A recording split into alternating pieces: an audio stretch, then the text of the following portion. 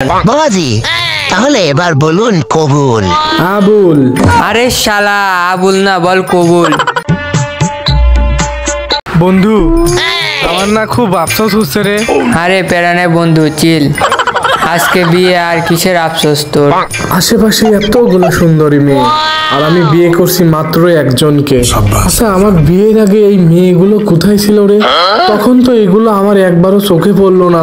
এই শালা লুচ্চা, এত লুচ্চা হলি কবে তুই? হ্যাঁ, বিয়ে করতে আসছিস, ভালোই ভালো বিয়ে করে চলে যা।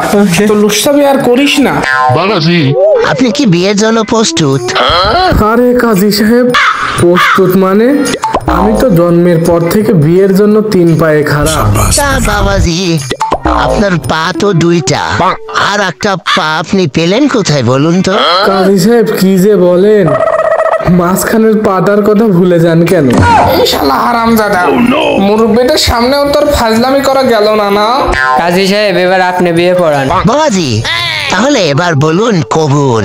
আবুল। আরে শালা আবুল না, বল কবুল।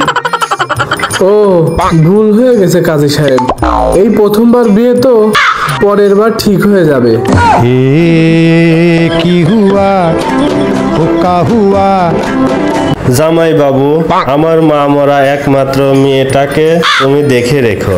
আপনি কোনো চিন্তা করবেন না শ্বশুর আব্বা, আপনার মেয়ে মানে আমারও মেয়ে। সিনার মধ্যে তালা দিয়া লেংটি পরাইছে।